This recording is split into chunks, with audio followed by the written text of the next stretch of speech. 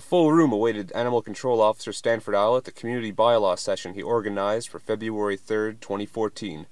About 30 community members packed the small room, all of them with concerns about roaming dogs and negligent pet care by other members. A dog owner, he has his dogs like indoors, but then when he leaves his home, he has his dog out. So every time I walk around his place there on the road, his dog comes like as if it's gonna come in and attack me. So I get freaked out. I just stand still, like just waiting for him to bite. But what he does is he jumps on my back because I can't see him. He'll jump on my back, and then I don't know like what to do after that. Like I get freaked out. Now I'm to the point where I want to have a bat and just hit him with it. Because I've been hunting a certain part of the res, and Bylaw in school always walks through the same trail that I use. I hunt and trap this same part, and when they go for their walks, I see them, and not too far behind them, I also see packs of dogs. And as trapping, I found it hard this year to trap for my food. To save money, hold my parents, get their stuff, and every time I go check my snares and my traps, they're raided by dogs. And my concern is for the dog students, for when they walk this trail from these dogs. Last year, middle of summer, guys from town came and dropped six puppies off near the little Plosh Lake. So I went down. I knew who they were. I grabbed those dogs, picked them back up, put them back in the box, took it right back in the front of the yard, and I dropped it.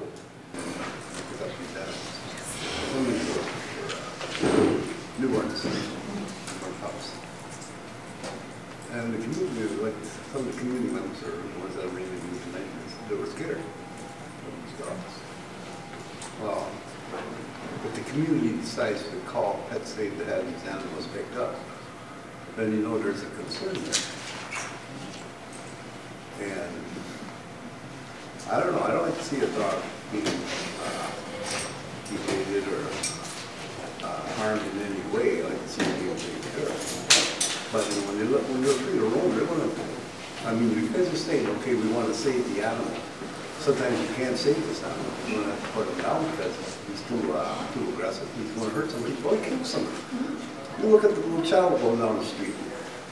One of these days, this cop here is going to get a call saying there's been a dog attack and the little child was killed. What's the community going to do to that? We've had this meeting. We've had this bylaw. How many times does it take you read it in minutes? 3 times in order to make it a law. Okay, I just read an article in Sagamok News where they had a bylaw, a dog bylaw, and it was signed by Angus Cruz. He was the chief then. And this is what, I don't know how long Angus was chief. But it was signed by him and some of the councilors. It's right there. Now they're working on a new bylaw. The existing bylaw should have been put forth a long time ago. Councillors Alan Wazawa Nimke and Roger Jones were in attendance, alongside Denny Lambert of the Sagamok Police Service and Janice Hanna of the International Fund for Animal Welfare. Each of these representatives took the initiative to speak on the issue. People are the problem in terms of managing their pets. And I think in the long run, which doesn't have to be over a long period of time, I think the bylaw does need to be reviewed and amended. I'm not a dog owner. I don't aspire to be a dog owner because I don't want to be responsible for having to take care of a dog or have to address the cost issues or be accountable for what that dog does if in fact it does bite someone. And why people assume that everyone can be a dog owner is beyond me, right? There's just this assumption that everyone and anyone can be a dog owner. To me, I think we need to regulate the ability of people to be able to have dogs, because if you're going to be pet owner, you have to assume certain responsibilities, and that's what can be enforceable. It should be able to address all of those things about what a responsible dog owner is going to do, including addressing these issues of spade and neutering, of housing the dog, or having some control over the dog, while at the same time being able to provide some activity for that dog to get its daily exercise and to be fed regularly. And that there should be some application process for people that have to go through it to be able to agree to these conditions, because if you don't, then you're violating your own declaration of your responsibilities and accountabilities to the pet. That way, it's going to be easier to enforce when you set out all those conditions about being a pet owner. So I think in the long run, if it's a people problem, then let's deal with regulating this issue in that manner instead of trying to regulate an animal, which obviously we're not going to be able to do. There is an immediate concern, given what Stanford has presented about the number of registered dogs in this community, which is less than 250. And by all accounts, there's another 250 who are unaccounted for. The existing bylaw, although it's deficient, I think can be enforced with regard to those registered pets. But we're at a loss to be able to figure out exactly what we're going to do about those pets that no one claims ownership over. And to me, that's really a short-term issue. Is how are we going to manage and control the issue where no one steps up and claims responsibility and ownership over a particular dog? So I think there are short-term strategies needed to get a hold of the situation, in particular as it concerns the health and safety of our people, and then more long-term management of this issue going forward from here and from the registered population that we have by way of these dogs. So I was kind of hoping that in the part 2 where it says IFAW Community Action Planning Template, that there would be some kind of a framework around which we're going to be able to address, the short, medium, and long-term strategies in being able to do this, and I imagine there is. So that's, we should sort of follow some kind of a plan around which how we're going to do this methodically. And I think we've got a good turnout of people here who want some action on this. I mean, in the long run, all of the community wants action on this. So let's put this action plan together so we can all leave here tonight hoping that we've achieved something and how we're going to move forward. Rich. The bottom line comes back to something that I think this gentleman here was hitting on that. There's standards. What's the standards for a dog owner? Like, he's going to tie his dog up. This guy's going to let him run wild. Where's the rules, the standards for being a homeowner? If I own a dog, I had a dog. I don't have a dog anymore. But I respected the other people. They're what they wanted. I didn't let my dog run loose. Love to let him run loose, but I know I can't. I make sure he comes at night. That's the way I raise my dog. That's my standard. But we all don't have standards. There seems like they're different. Some people want to go let their dogs loose. Some people wanna bring it in the house, love it, feed it, but some wanna let it go. We heard stories about up the hill, the dog being torn apart, a small one, and they were eating it. You know, like why are those dogs allowed to be, why are they let loose? And it comes down to the homeowner. And we all have to have rules, the same rules, but what are they gonna be? Anyway, and Dr. Scott actually did run the first wellness in this community. So the idea is to build that capacity in the community so that when you want spay and neuter, you can call out that vet, you can call out that organization. If I'm going to do it, I can only do it when I can do it. And the bottom line is, spay and neuter is going to cost, so it's about figuring out those ways, and maybe it is a transport option.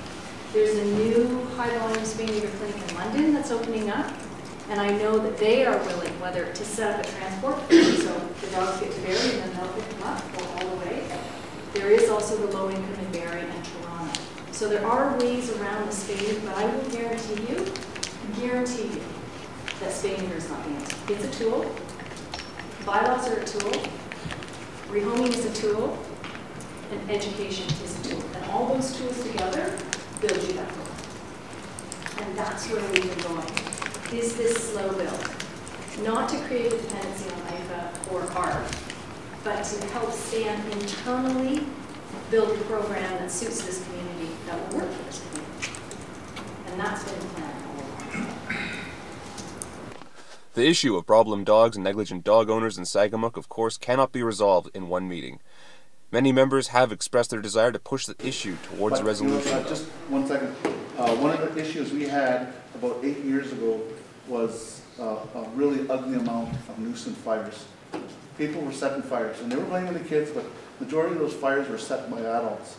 Whether it was neglect, or whether they just simply thought it was their inherent right to go around and light every piece of burnt, dried grass out there.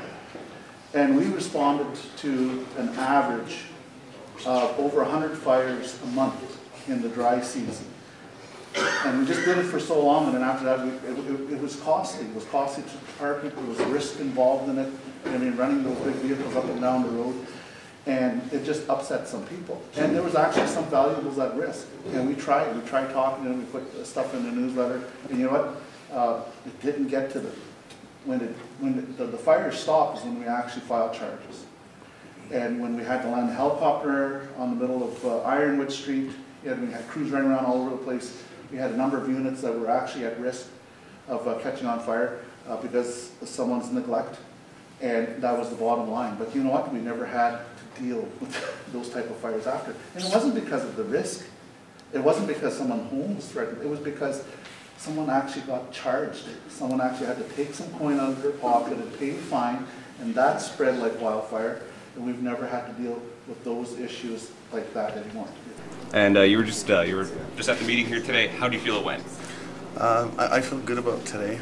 You know, when I looked around and I saw how many community members came out and the amount of discussion that came out, and I looked out from people that I don't often hear. They had a voice. Frankly, I think what we left with was we have a meeting that's scheduled.